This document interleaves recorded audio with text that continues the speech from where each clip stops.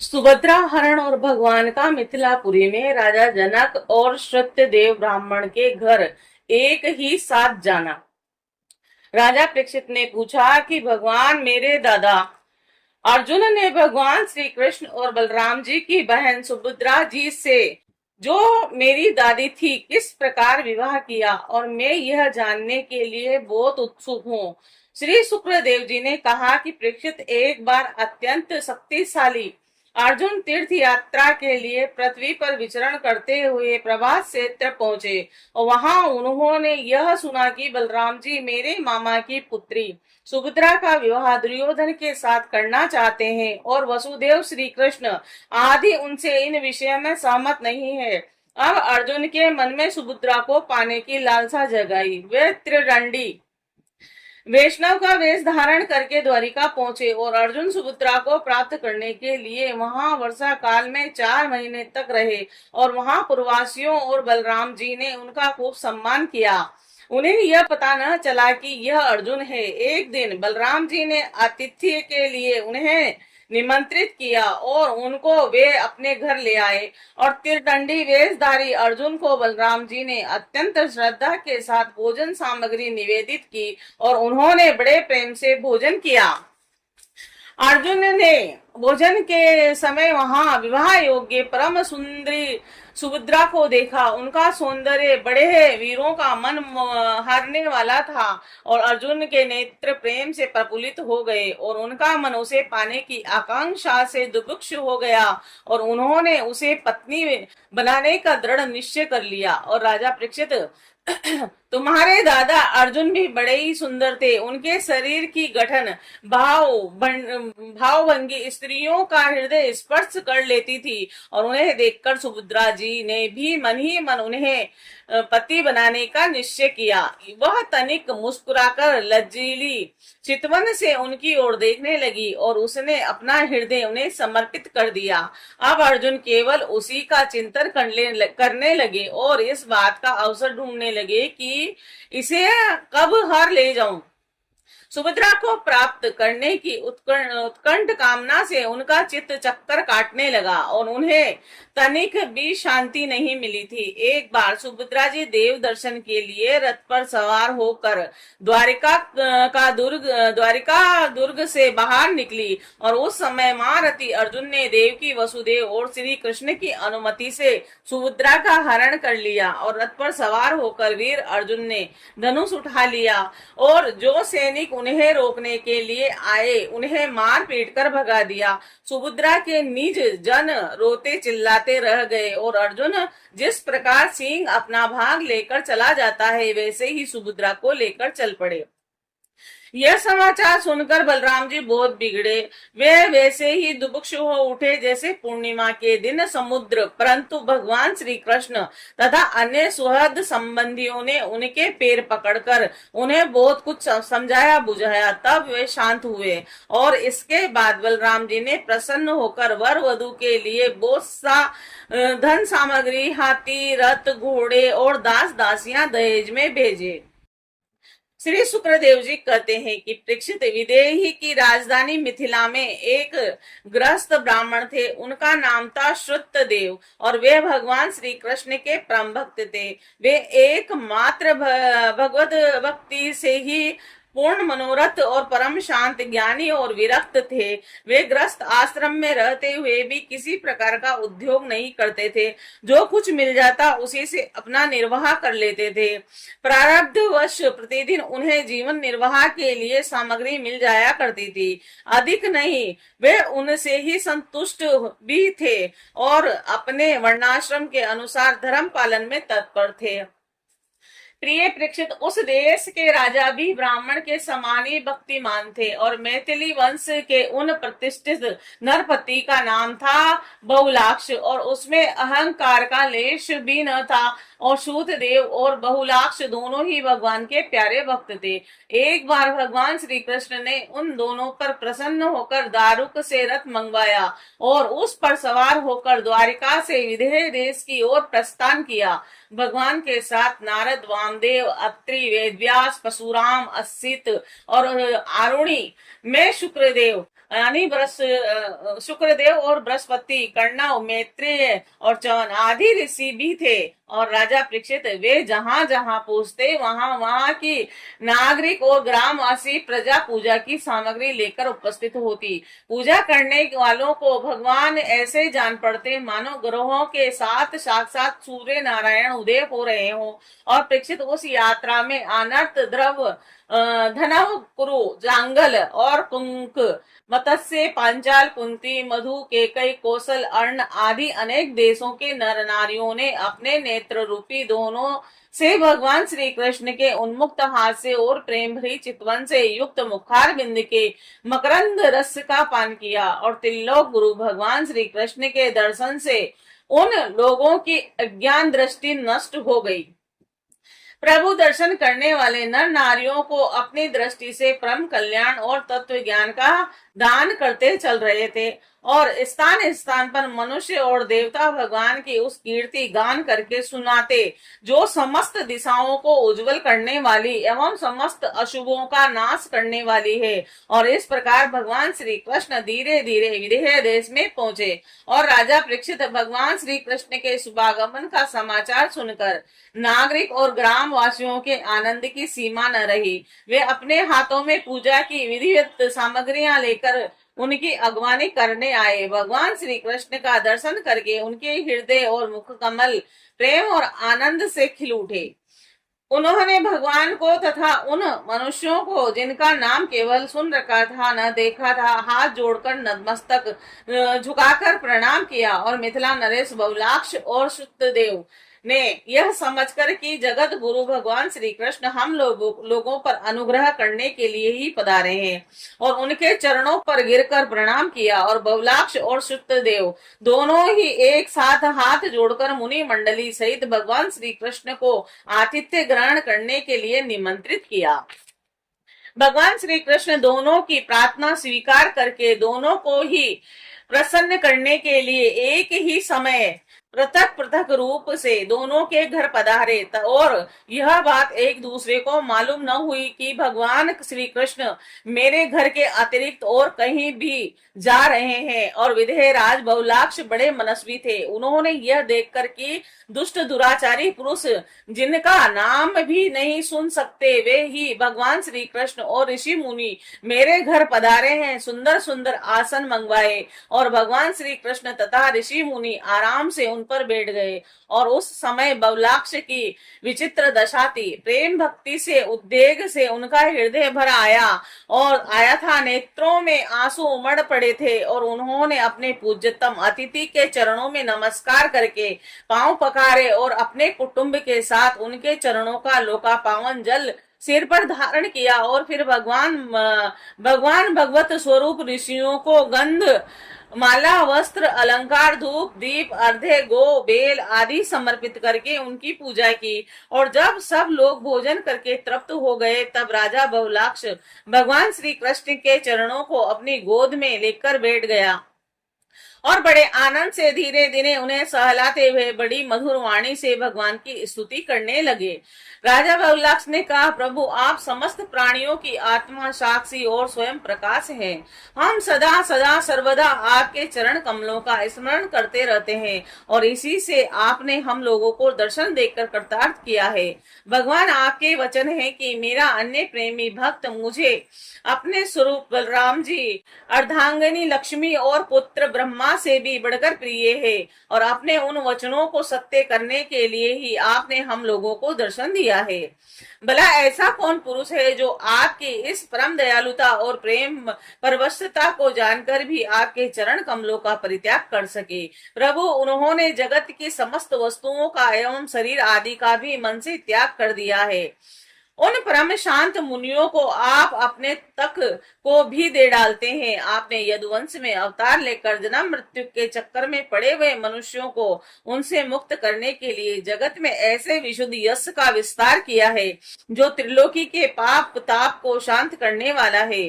प्रभु आप अचिंत्य, अनंत ऐश्वर्य और अमाधुर्य के निधि हैं और सबके चित्त को अपनी ओर आकर्षित करने के लिए आप सच्चिदानंद स्वरूप पर ब्रह्मा है। आपका ज्ञान अनंत है। परम शांति का विस्तार करने के लिए आप ही नारायण ऋषि के रूप में तपस्या कर रहे हैं। मैं आपको नमस्कार करता हूँ। एक रस अनंत, आप कुछ दिनों तक मुनि मंडली के साथ हमारे यहाँ निवास कीजिए और अपने चरणों की धूल से इस निर्मी वंश को पवित्र कीजिए। राजा परीक्षित, सबके जीवन दाता भगवान श्री कृष्ण राजा बबलाक्ष की यह प्रार्थना स्वीकार कर मिथिलावासी नर नारियों का कल्याण करते हुए कुछ दिनों तक वहीं रहे।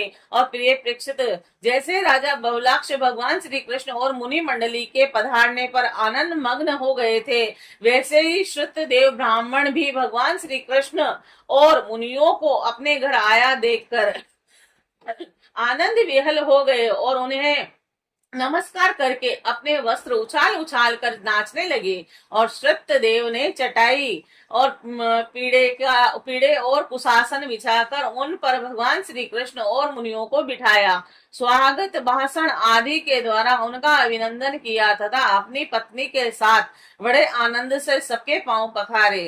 राजा परीक्षित, महान सौभाग्यशाली श्रुत देव ने भगवान और ऋषियों के चरणोदक से अपने घर और कुटुंबियों को सींच दिया और इस समय उनके सारे मनोरथ पूर्ण हो गए थे।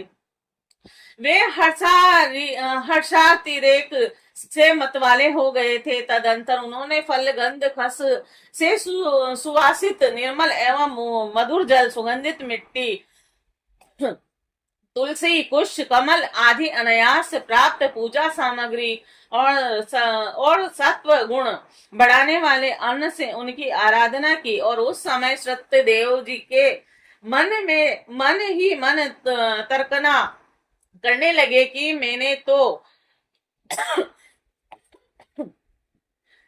तो घर गृहस्थी के अंधेरे कुएं में गिरा हुआ हूँ, अभागा हूँ। मुझे भगवान श्री कृष्ण और उनके निवास स्थान ऋषि मुनियों का, जिनके चरणों की धूल ही समस्त तीर्थों को तीर्थ बनाने वाली है, समागम कैसे प्राप्त हो गया। जब सब लोग अतिथि स्वीकार करके आराम से बैठ गए, तब सत्यदेव अपनी स्त्री, पुत्र तथा अन्य संबंधियों के साथ उनकी सेवा में उपस्थित हुए और वे भगवान श्री कृष्ण के चरण कमलों का स्पर्श करते हुए कहने लगे। राजा सत्यदेव ने कहा, प्रभु आप व्यक्त अव्यक्त रूप, प्रकृति और जीवों से परे पुरुषोत्तम हैं और मुझे आपने आज ही दर्शन दिया है। ऐसी बात नहीं है कि आप तो अभी से सब लोगों से मिले हुए हैं और जब से आपने अपनी शक्तियों के द्वारा इस जगत की रचना करके आत्मसत्ता के रूप में इसमें प्रवेश किया, जैसे सोया हुआ पुरुष स्वप्न अवस्था में अविद्यावश मन ही मन स्वप्न जगत की सृष्टि कर लेता है और उसमें स्वयं उपस्थित होकर अनेक रूपों में अपने कर्म करता हुआ प्रतीत होता है, वैसे ही आपने अपने में ही अपनी माया से जगत रचना कर ली है और अब इसमें प्रवेश करके अनेकों रूपों से प्रकाशित हो रहे हो।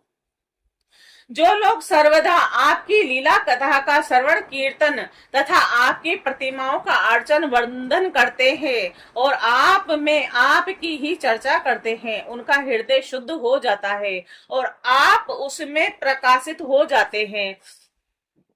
जिन लोगों का चित्त अलौकिक वैदिक आदि कर्मों की वासना से बहुमुखी हो जाता है, उनके हृदय में रहने पर भी आप उनसे बहुत दूर हैं।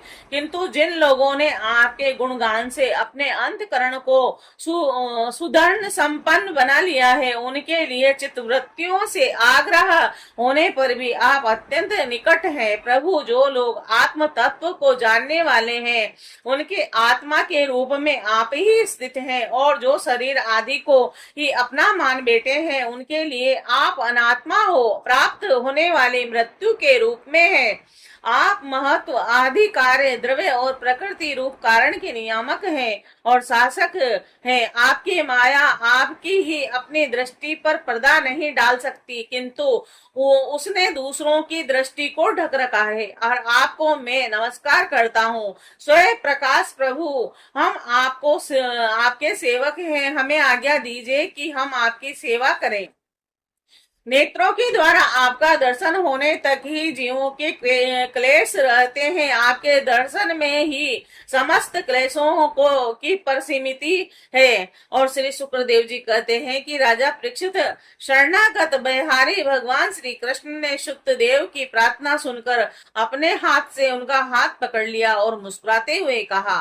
भगवान श्री कृष्ण ने कहा, प्रिय श्रुतदेव, यह बड़े बड़े ऋषि मुनि तुम पर अनुग्रह करने के लिए यहाँ पधारे हैं। ये अपने चरण कमलों की धूल से लोगों को पवित्र करते हुए मेरे साथ विचरण कर रहे हैं। और देवता, पुण्य क्षेत्र और तीर्थ आदि तो दर्शन, स्पर्श, अर्चन आदि के द्वारा धीरे धीरे बहुत दिनों में पवित्र करते हैं, परंतु संत पुरुष अपनी दृष्टि से ही सबको पवित्र कर देते हैं। यही नहीं, देवता आदि में जो पवित्र करने की शक्ति है वह भी उन्हें संतों की दृष्टि से ही प्राप्त होती है। और श्रुत देव जगत में ब्राह्मण जन्म से ही सब प्राणियों से श्रेष्ठ है। यदि वह तपस्या, विद्या, संतोष और मेरी उपासना, मेरी भक्ति से युक्त हो तो कहना ही क्या है। मुझे अपना यह चतुर्भुज भी ब्राह्मणों की अपेक्षा अधिक प्रिय नहीं है, क्योंकि ब्राह्मण सर्ववेदमय और मैं सर्ववेदमय हूँ। और दुर्बुद्धि मनुष्य इस बात को न जानकर केवल मूर्ति आदि में ही पूज्य बुद्धि रखते हैं और गुणों में दोष निकालकर मेरे स्वरूप जगत गुरु ब्राह्मण का, जो कि उनकी उनकी आत्मा ही है, तिरस्कार करते हैं। ब्राह्मण मेरा साक्षात्कार करके अपने चित्त में यह निश्चय कर लेता है कि यह चराचर जगत, इसके संबंध में सारी भावनाएं और इसके कारण प्रकृति, महत्व आदि सब के सब आत्म स्वरूप भगवान के ही स्वरूप हैं। और इसीलिए श्रुतदेव, तुम इन ब्रह्म ऋषियों को मेरा ही स्वरूप समझकर पूरी श्रद्धा से इनकी पूजा करो। यदि तुम ऐसा करोगे तब तो तुमने साक्षात अनायास ही मेरा पूजन कर लिया, नहीं तो बड़ी बड़ी बहुमूल्य सामग्रियों से भी मेरा पूजन नहीं हो सकता। श्री सुखदेव जी कहते हैं कि राजा परीक्षित, भगवान श्री कृष्ण का यह आदेश प्राप्त करके सूत देव ने भगवान श्री कृष्ण और उन ब्रह्म ऋषियों की एकात्म भाव से आराधना की तथा उनकी कृपा से वे भगवत स्वरूप को प्राप्त हो गए। और राजा बबलाक्ष ने भी वही गति प्राप्त की। और प्रिय परीक्षित, जैसे भक्त भगवान की भक्ति करते हैं वैसे ही भगवान भी भक्तों की भक्ति करते हैं। वे अपने दोनों भक्तों को प्रसन्न करने के लिए कुछ दिन तक मिथिलापुरी में रहे और उन्हें साधु पुरुषों के मार्ग का उपदेश करके वे द्वारिका लौट गए। और इसके बाद कथा इस प्रकार आती है कि जैसे वेद स्तुति। राजा परीक्षित ने पूछा, भगवान ब्रह्म कार्य और कारण से सर्वथा परे हैं। सत्य, रज और तम, ये तीनों गुण उनमें है ही नहीं। मन और वाणी से संकेत स्वरूप में भी उनका निर्देश नहीं किया जा सकता। और दूसरी ओर समस्त वृत्तियों का विषय गुण ही है। वे जिस विषय का वर्णन करती हैं उसके गुण, जाति, क्रिया अथवा रूढ़ी का ही निर्देश करती है। ऐसी स्थिति में श्रुतियां निर्गुण ब्रह्मा का प्रतिपादन किस प्रकार करती है?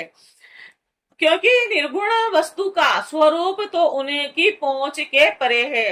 तब राजा शुक्रदेव जी कहते हैं, परीक्षित, भगवान सर्वशक्तिमान और गुणों के निधान है। श्रुतियां स्पष्ट सदगुण का ही निरूपण करती हैं, परंतु विचार करने पर उनका तात्पर्य निर्गुण ही निकलता है। विचार करने के लिए ही भगवान ने जीवों के लिए बुद्धि, इंद्रिय, मन और प्राणों की सृष्टि की है और इसके द्वारा स्वेच्छा से अर्थ, धर्म, काम अथवा मोक्ष का अर्जन कर सकते हैं।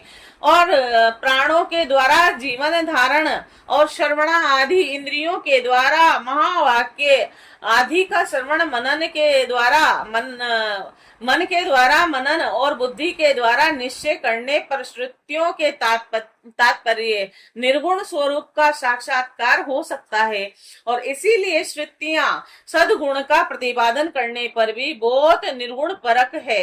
और ब्रह्मा का प्रतिपादन करने वाली उपनिषद का यही स्वरूप है। इसे पूर्वजों के पूर्वज सनकादिक ऋषियों ने आत्मनिश्चय के द्वारा धारण किया है, और जो भी मनुष्य इसे श्रद्धा पूर्वक धारण करता है वह बंधन के कारण समस्त उपाधियों यानी अनात्म भावों से मुक्त होकर अपने परम कल्याण स्वरूप परमात्मा को प्राप्त हो जाता है। और इस विषय में मैं तुम्हें एक गाथा सुनाता हूँ।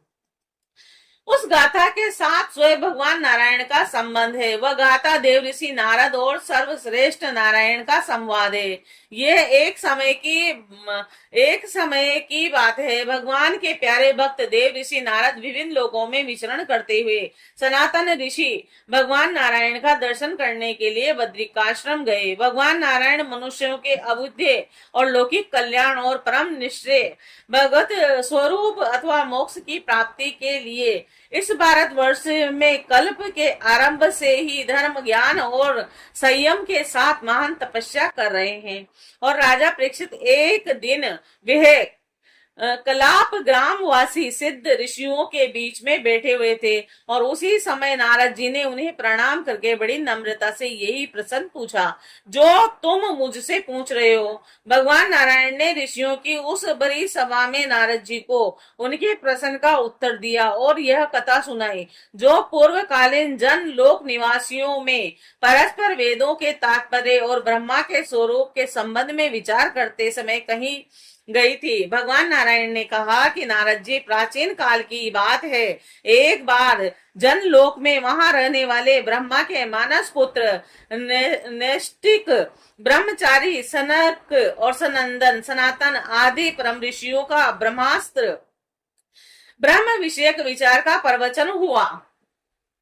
उस समय तुम मेरी श्वेत दीपाधिपति अनिरुद्ध मूर्ति का दर्शन करने के लिए श्वेत दीप चले गए थे, और उस समय वहां उस ब्रह्मा के संबंध में बड़ी सुंदर चर्चा हुई थी, और उसके विषय में श्रुतियां भी मौन धारण कर लेती है, स्पष्ट वर्णन न करके तात्पर्य स्वरूप से लक्षित कराती हुई उसी में सो जाती है। और उस ब्रह्मा सत्र में यही प्रश्न उपस्थित किया गया था जो तुम मुझसे पूछ रहे हो। और सनक सनंदन सनातन सनत कुमार ये चारों भाई शास्त्रीय ज्ञान तपस्या और शील स्वभाव के में समान है, और उन लोगों की दृष्टि में शत्रु मित्र और उदासीन एक से हैं। फिर भी उन्होंने अपने में से सनंदन को तो वक्ता बना लिया और शेष भाई सुनने के इच्छुक बनकर बैठ गए। और सनंदन जी ने कहा, जिस प्रकार प्रातः काल होने पर सोते हुए सम्राट को जगाने के लिए अनुजीवी बंदीजन अपने पास आते हैं और सम्राट के पराक्रम तथा सुयश का गान करके उसे जगाते हैं, वैसे ही जब परमात्मा अपने बनाए हुए संपूर्ण जगत को अपने में लीन करने के लिए अपनी शक्ति के सहित सोए रहते हैं, तब प्रलय के अंत में श्रुतियां उनका प्रतिपादन करने वाले वचनों से उन्हें इस प्रकार जगाती है।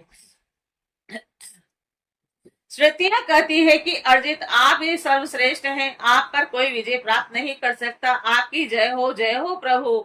आप स्वभाव से ही समस्त ऐश्वर्यों से पूर्ण हैं, इसीलिए चराचर प्राणियों को बसाने वाली माया का नाश कर दीजिए प्रभु। इस गुणमय माया ने दोषों के लिए जीवों के आनंदित मय और सहज स्वरूप का आशानंद करके उन्हें बंधन में डालने के लिए सत्व आदि गुणों को ग्रहण किया है, और जगत में जिनकी भी आराधना ज्ञान क्रिया आदि शक्ति है उन सबको जगाने वाले आप ही हैं, इसीलिए आपके मिटाए बिना यह माया मिट नहीं सकती। इस विषय में यदि प्रणाम है, यद्यपि हम आपका स्वरूप वर्णन करने में असमर्थ हैं, परंतु जब कभी आप माया के द्वारा जगत की सृष्टि करके सगुण हो जाते हैं या उसको निषेध करके स्वरूप परिस्थिति की लीला करते हैं, अथवा अपना सच्चिदानंद स्वरूप श्री विग्रह प्रकट करके क्रीड़ा करते हैं, तभी हम किंचित आपका वर्णन करने में समर्थ होती हैं।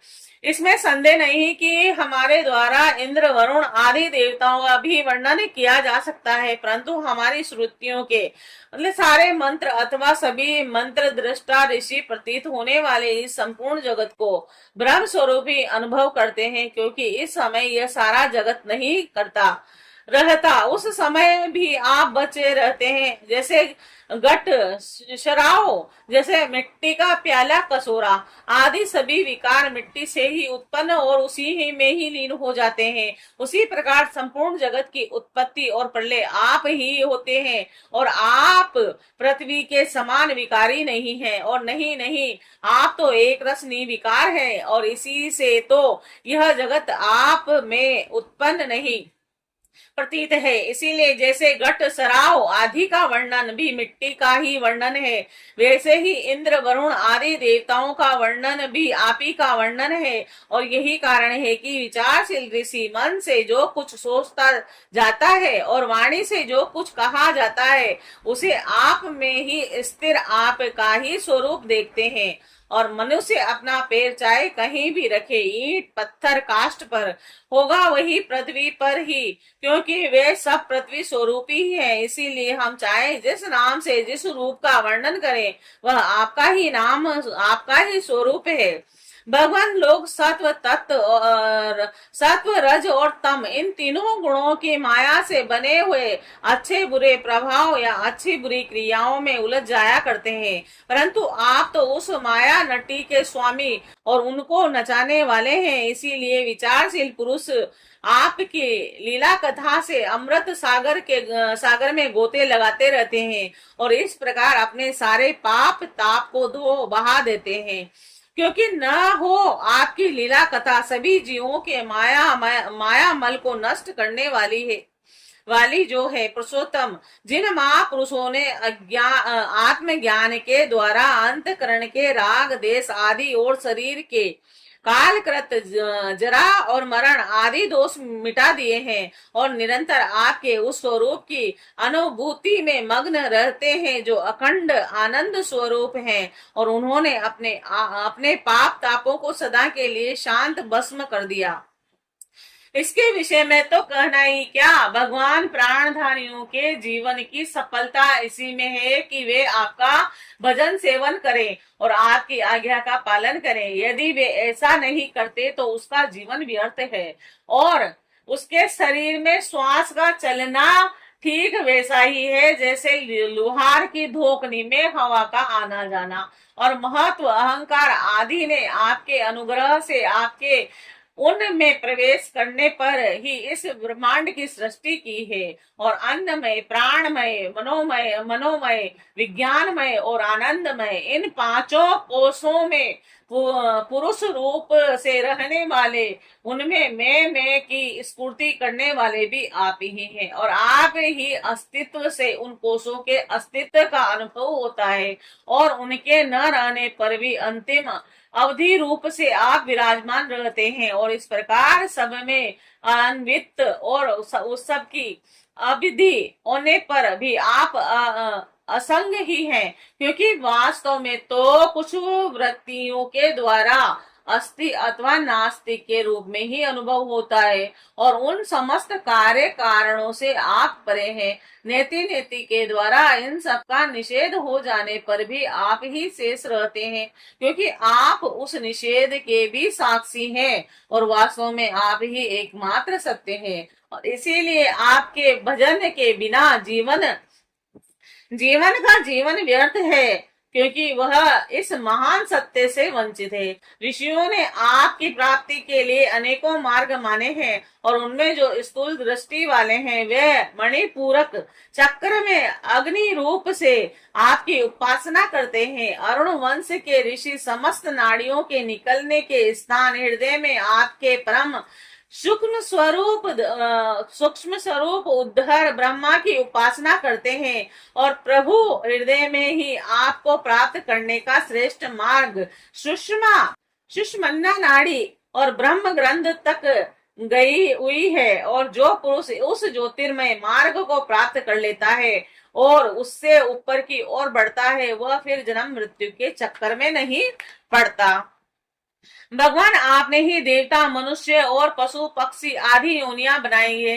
सदा सर्वत्र सब रूपों में आप ही हैं और इसीलिए कारण रूप में प्रवेश न करने पर भी आप ऐसे जान पड़ते हैं मानो उसमें प्रविष्ट हुए हों, और साथ ही विभिन्न आकृतियों का अनुकरण करके कहीं उत्तम तो कहीं अधम रूप से प्रतीत होते हैं। जैसे आग छोटी छोटी लकड़ियों और कर्मों के अनुसार प्रचुर अथवा अल्प प्रमाण में या उत्तम अधम रूप में प्रतीत होती है। इसीलिए संत पुरुष लौकिक पारलौकिक कर्मों की दुकानदारी से उनके फलों से विरक्त हो जाते हैं और अपनी निर्मल बुद्धि से सत्य असत्य आत्मा अनात्मा को पहचान कर जगत के झूठे रूपों में नहीं फंसते और आपके सर्वत्र एक रस संभाव से ही स्थित सत्य स्वरूप का साक्षात्कार करते हैं। प्रभु जीव जिन शरीरों में रहता है वे उनके कर्म के द्वारा निर्मित होते हैं और वास्तव में उन शरीर के कार्य कारोपण रूप आवरणों से वह रहित है, क्योंकि वस्तुतः उन आवरणों की सत्ता ही नहीं है। और तत्व ज्ञानी पुरुष ऐसा कहते हैं कि समस्त शक्तियों को धारण करने वाले आपका ही वह स्वरूप है और स्वरूप होने के कारण अंश न होने पर भी उसे अंश कहते हैं और निर्मित न होने पर भी निर्मित कहते हैं। और इसी से बुद्धिमान पुरुष जीव के वास्तविक स्वरूप पर विचार करके परम विश्वास के साथ आपके चरण कमलों की उपासना करते हैं, क्योंकि आपके चरण ही समस्त वैदिक कर्मों के समर्पण स्थान और मोक्ष रूप हैं। और भगवान परम तत्व का ज्ञान प्राप्त करना अत्यंत कठिन है और उसी का ज्ञान कराने के लिए आप विविध प्रकार के अवतार ग्रहण करते हैं और उनके द्वारा ऐसी लीला करते हैं जो अमृत के महासागर से भी मधुर और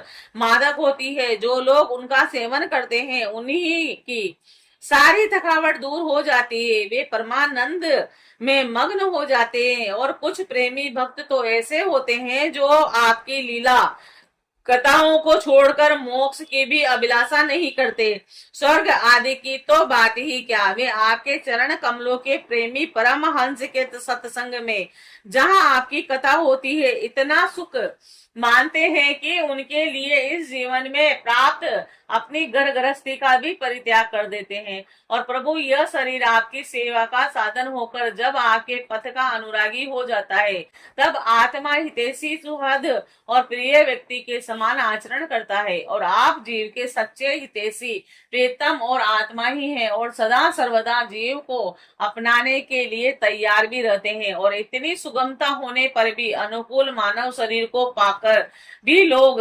संख्य भाव आदि के द्वारा आपकी उपासना नहीं करते, आप में नहीं रमते, बल्कि वह इस विनाशी और असत शरीर तथा उसके संबंधियों में ही रम जाते हैं, उन्हीं की उपासना करने लगते हैं और इस प्रकार अपने आत्मा का हनन करते हैं और उसे अधोगति में पहुंचाते हैं। भला ये कितने कष्ट की बात है कि इसका फल यह होता है कि उनकी सारी वृत्तियां सारी वासनाएं शरीर आदि में ही लगी जाती है और फिर उनके अनुसार उनको पशु पक्षी आदि न जाने कितने बुरे बुरे शरीर ग्रहण करने पड़ते हैं और इस प्रकार अत्यंत वह जन्म मृत्यु रूप संसार में भटकना पड़ता है। और प्रभु बड़े बड़े विचारशील योगी यति अपने प्राण मन और इंद्रियों को वश में करके दृढ़ योगाभ्यास के द्वारा हृदय में आपकी उपासना करते हैं, परंतु आश्चर्य की बात तो यह है कि उन्हें जिस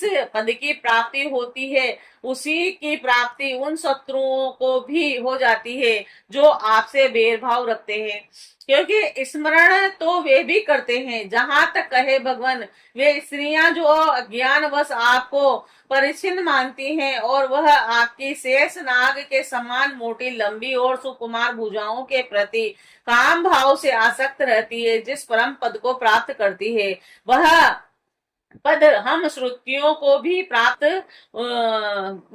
होता है। यद्यपि हम आपको सदा सर्वदा एक रस अनुभव करती हैं और आपके चरणार विंद का मकरंद रस पान करती रहती हैं, क्यों न हो आप समदर्शी जो हैं, आपकी दृष्टि में उपासक के परिचिन्न या अपरिचिन्न भाव में कोई अंतर नहीं है। भगवान आप अनादि और अनंत हैं, और जिनका जन्म और मृत्यु काल से सीमित है, वह भला आपको कैसे जान सकता है। स्वयं ब्रह्मा जी निर्वृत्ति प्रायण सनकादि तथा प्रवृत्ति प्रायण महर्षि आदि भी बहुत पीछे आप से ही उत्पन्न हुए हैं, और जिस समय आप सबको समेट कर सो जाते हैं, उस समय ऐसा कोई साधन नहीं रह जाता जिससे उनके साथ ही सोया हुआ जीव आपको जान सके।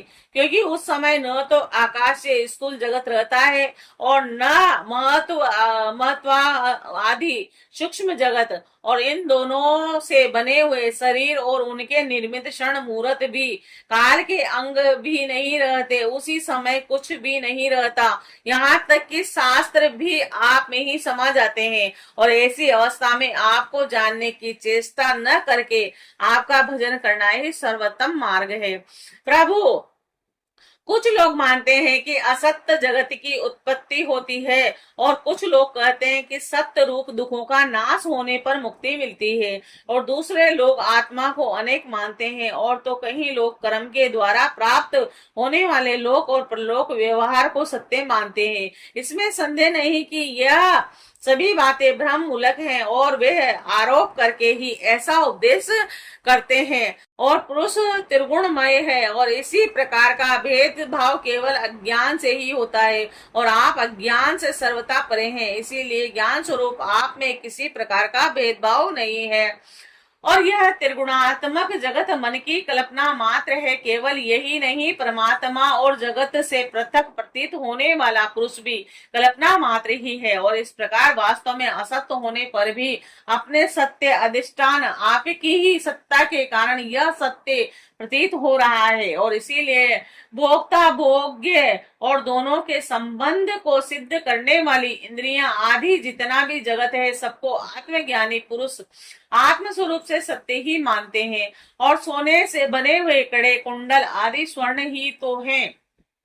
इसलिए उनको इस रूप में जानने वाला पुरुष उन्हें छोड़ नहीं वह समझता है कि यह भी सोना ही है, और इसी प्रकार यह जगत आत्मा है में ही कल्पित है, आत्मा से ही व्याप्त है, और इसीलिए आत्मज्ञानी पुरुष इसे आत्मा रूपी ही मानते हैं। और भगवान, जो लोग यह समझते हैं कि आप समस्त प्राणियों और पदार्थों की अधिष्ठान है और सबके आधार है, और सर्वात्म भाव से आपका भजन सेवन करते हैं, वे मृत्यु को तुच्छ समझ के उसके सिर पर लात मारते हैं, और अर्थात उस पर विजय प्राप्त कर लेते हैं। जो लोग आपसे विमुख हैं, वे चाहते हैं कि बड़े विद्वान हो, और उन्हें आप कर्मों द्वारा प्रतिपादन करने वाली श्रुतियों से पशुओं के समान बांध लेते हैं, और इनके विपरीत उन्होंने आपके साथ प्रेम का संबंध जोड़ रखा है, और वे केवल अपने को ही बल्कि दूसरों को भी पवित्र कर देते हैं, जगत के बंधन से छुड़ा देते हैं। ऐसा सौभाग्य भला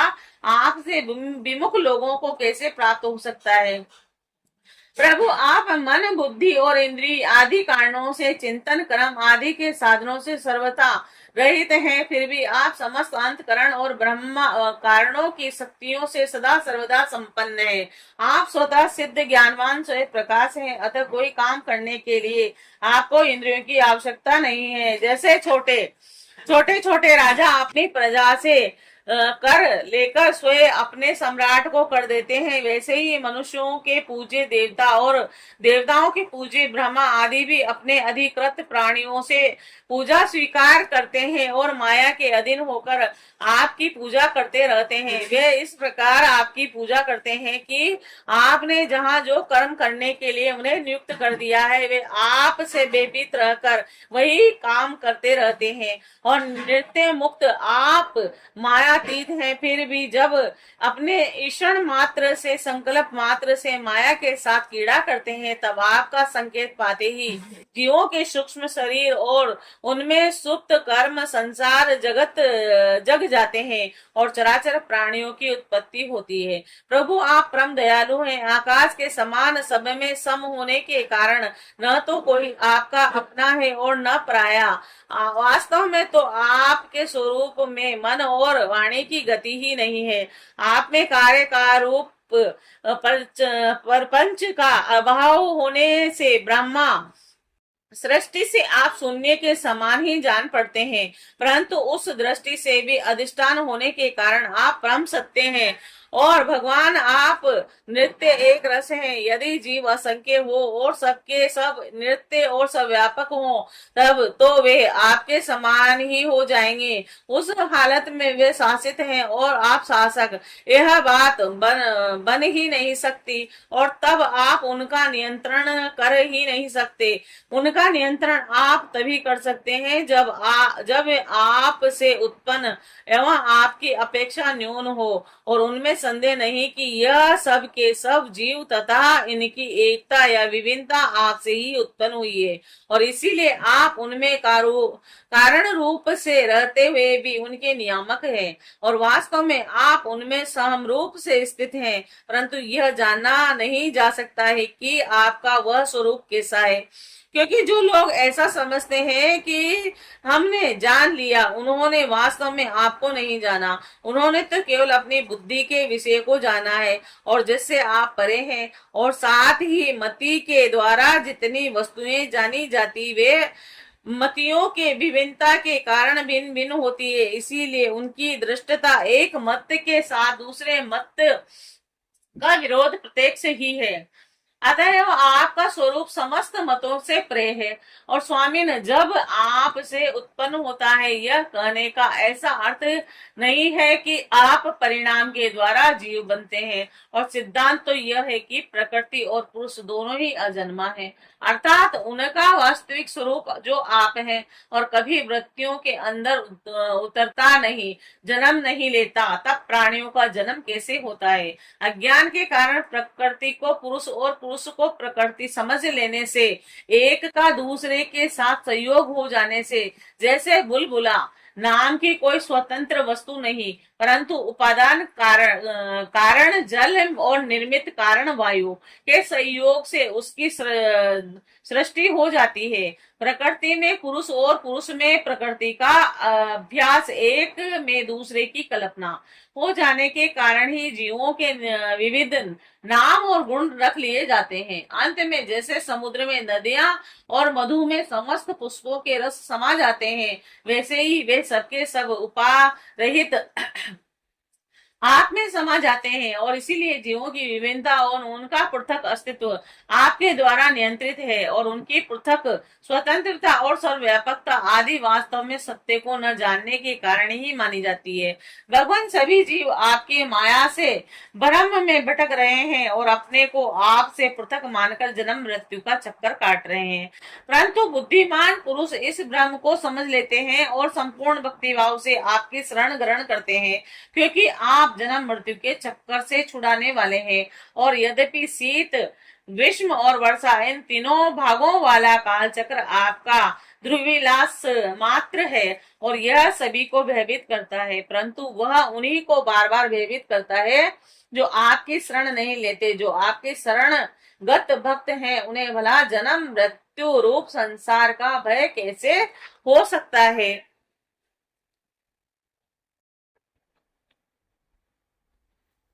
अनंत ईश्वर, अजन्मा प्रभु श्री कृष्ण, जिन योगियों ने अपनी इंद्रियों और प्राणों को वश में कर लिया है, वह भी जब गुरुदेव के चरणों की शरण न लेकर उछलंक और अत्यंत चंचल मन तरंग को अपने वश में करने का प्रयत्न करते हैं, तब अपने साधनों में सफल नहीं होते, और उन्हें बार बार खेद और सैकड़ों विपत्तियों का सामना करना पड़ता है। केवल श्रम और दुख ही उनके हाथ लगता है, और उनकी ठीक वही दशा होती है जैसे समुद्र में बिना कर्णधार की नाव पर यात्रा करने वाले व्यापारियों की होती है। तात्पर्य यह है कि जो मन को वश में करना चाहते हैं, उनके लिए कर्णधार गुरु की अनिवार्य आवश्यकता है। और भगवान, आप अखंड आनंद रूप और शरणागतों की आत्मा है। आपके रहते स्वजन, पुत्र, देह, स्त्री, धन, महल, पृथ्वी, प्राण और रथ आदि क्या प्रयोजन है? जो लोग इस सत्य सिद्धांत को न जानकर स्त्री पुरुष के संबंध में होने वाले दुखों में ही रम रहे हैं, उन्हीं संसार में भला ऐसी कौन सी वस्तु है जो सुखी कर सके? क्योंकि संसार की सभी वस्तुएं स्वभाव से ही विनाशी हैं। एक ना एक दिन मटिया मेट हो जाने वाली है, और तो क्या, वे स्वरूप ही सारहीन और सत्ताहीन है, वे भला क्या सुख दे सकती है। भगवान जो ऐश्वर्य, लक्ष्मी और विद्या, जाति, तपस्या आदि के घमंड से रहित है, वे सत्पुरुष इस पृथ्वी तल पर परम पवित्र और सबको पवित्र करने वाले पुण्यमय सच्चे तीर्थ स्थान है, क्योंकि उनके हृदय में आपके चरणार बिंद सर्वदा विराजमान रहते हैं। और यही कारण है कि उन संत पुरुषों का चरणामत समस्त पापों और तापों को सदा के लिए ही नष्ट कर देने वाला है। भगवान आप नृत्य आनंद स्वरूप आत्मा ही है, जो एक बार भी आपको अपना मन समर्पित कर देते हैं, आप में मन लगा देते हैं, वे उन देह गेहों में कभी नहीं फंसते जो जीव के विवेक, वैराग्य, धैर्य, क्षमा, शांति आदि गुणों का नाश करने वाले हैं। वे तो सब अपने आप में ही रम जाते हैं। हे अनंत भगवान, जैसे मिट्टी से बना हुआ घड़ा मिट्टी रूप ही होता है, वैसे ही सत्य से बना हुआ जगत भी सत्य ही है। यह बात युक्ति संगत नहीं है, क्योंकि कारण और कार्य का निर्देश ही उनके भेद का द्योतक होता है। यदि केवल भेद का निषेध करने के लिए ही ऐसा कहा जा रहा हो, तो पिता और पुत्र में, दंड और घटनाश में कार्य कारण भाव होने पर भी वे एक दूसरे से भिन्न हैं, और इस प्रकार कार्य कारण की एकता सर्वत्र एक नहीं देखी जाती।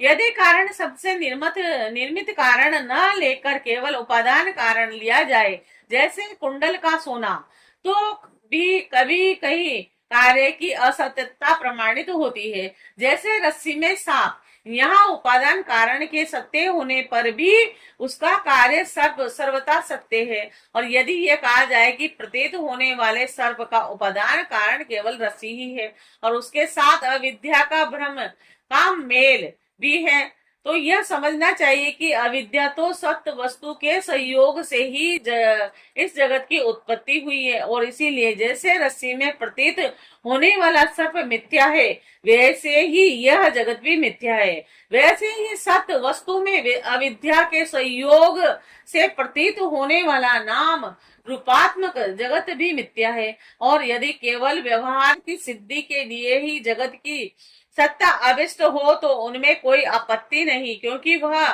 पारमार्थिक सत्य न होकर केवल व्यवहारिक सत्य ही है।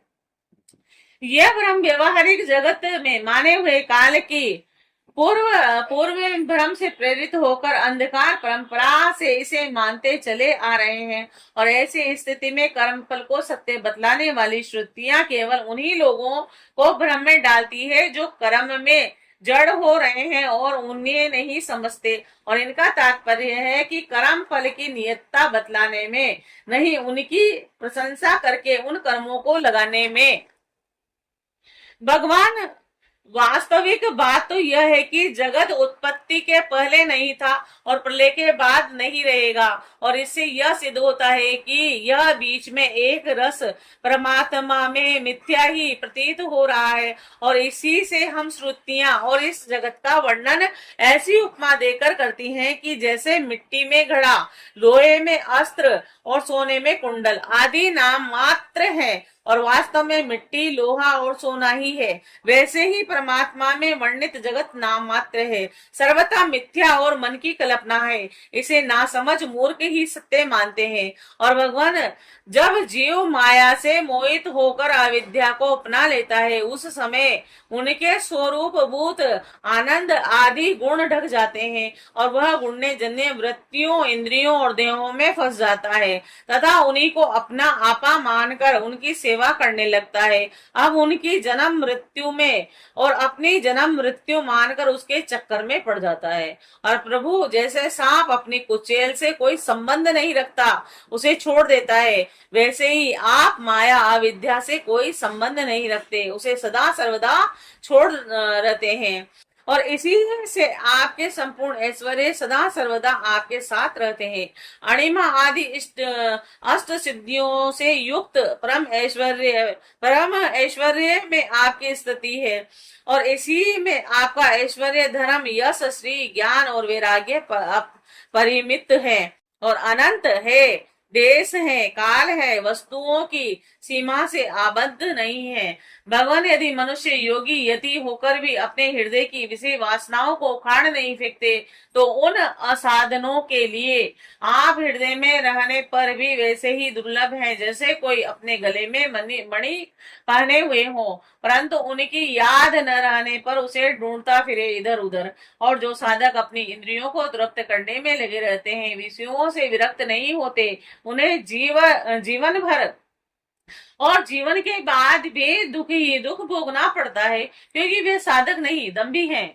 एक तो अभी उन्हें मृत्यु से छुटकारा नहीं मिला है, और लोगों को रिझाने, धन कमाने आदि के क्लेश उठाने पड़ रहे हैं, और दूसरे आपका स्वरूप न जानने के कारण अपने धर्म कर्म का उल्लंघन करने से परलोक में नरक आदि का आदि प्राप्त होने का भय भी बना रहता है। भगवान वास्तव में स्वरूप को जानने वाला पुरुष आपके दिए हुए पुण्य और पाप कर्मों के फल, सुख एवं दुखों को नहीं जानता, नहीं भोगता। वह भोग्य और भोक्तापन से भाव से ऊपर उठ जाता है, और उस समय विधि निषेध के प्रतिपादन शास्त्र भी उससे निवृत्त हो जाते हैं, क्योंकि वे देह अभिमानियों के लिए है। क्यों उनकी ओर तो उनका ध्यान ही नहीं जाता, जिसे आपके स्वरूप का ज्ञान नहीं हुआ है। वह भी यदि प्रतिदिन आपकी प्रत्येक युग में की हुई लीलाओं गुणों का गान सुनकर उनके द्वारा आपको अपने हृदय में बैठा लेता है, तो अनंत अकिंचित किंचित दिव्य गुणों के निवास स्थान प्रभु आपका वह प्रेमी भक्त भी पाप पुण्यों के फल और सुख दुखों और विधि निषेधों से अतीत हो जाता है, क्योंकि आप ही उनकी मोक्ष स्वरूप गति है। और परंतु इन ज्ञानी और प्रेमियों को छोड़कर और सभी शास्त्र बंधन में हैं, तथा वे उसका उल्लंघन करने पर दुर्गति को प्राप्त होते हैं। भगवान स्वर्ग आदि लोगों के अधिपति इंद्र ब्रह्मा प्रभुति भी आपका प्यार न पा सके, और आपकी बात तो यह है कि आप भी उसे नहीं जानते, क्योंकि जब अंत है ही नहीं तब कोई जानेगा ही कैसे। प्रभु जैसे आकाश में हवा धूल के नन्हे नन्हे कण उड़ते रहते हैं, वैसे ही आप में काल के वेग से अपने से उत्तरोत्तर 10 गुने 7 आवरणों के सहित असंख्य ब्रह्मांड एक साथ ही घूमते रहते हैं। तब भला आपकी सीमा कैसे मिली? हम श्रुतियां भी आपके स्वरूप का साक्षात वर्णन नहीं कर सकती, और आपके अतिरिक्त वस्तुओं का निषेध करते करते अंत में अपना ही निषेध कर देती हैं, और आप में ही अपनी सत्ता खोकर सफल हो जाती हैं। और भगवान नारायण ने कहा कि देव ऋषि इस प्रकार सनक आदि ऋषियों ने आत्मा और ब्रह्मा की एकता बतलाने वाला उपदेश सुनकर आत्म स्वरूप को जाना, और नृत्य सिद्ध होने पर भी इस उपदेश से कृत्य होकर उन लोगों ने सनंदन की पूजा की, और नारद सन का आदि ऋषि सृष्टि के आरंभ से उत्पन्न हुए, अतएव वे सबके पूर्वज हैं। और उन आकाशगामी महात्माओं ने इस प्रकार समस्त वेद पुराण और उपनिषदों का रस निचोड़ लिया, और यह सबका साथ सर्वत्र है।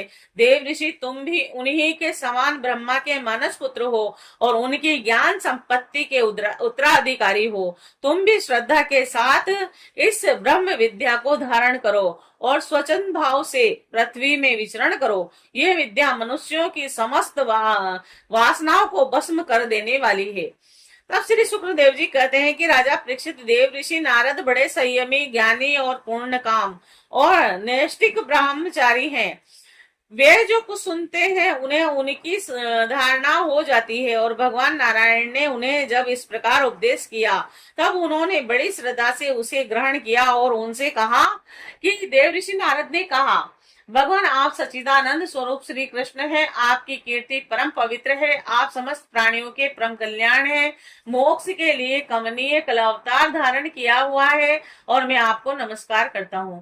परीक्षित, इस प्रकार महात्मा देव ऋषि नारद आदि ऋषि भगवान नारायण को और उनके शिष्यों को नमस्कार करके स्वयं मेरे पिता श्री कृष्ण देव पायन के आश्रम पर गए और भगवान वेदव्यास ने उनको यथोचित सत्कार किया और वे आसन स्वीकार करके बैठ गए। इसके बाद देव ऋषि नारद जो कुछ भगवान नारायण के मुंह से सुना था वह सब कुछ मेरे पिता को सुना दिया। और राजन, इस प्रकार मैंने तुम्हें बतलाया कि मन वाणी से अगोचर और समस्त प्रकृति प्राकृत गुणों से रहित पर ब्रह्म परमात्मा का वर्णन श्रुतियां किस प्रकार करती है और उनमें मन का कैसे प्रवेश होता है, और यही तो तुम्हारा प्रश्न था।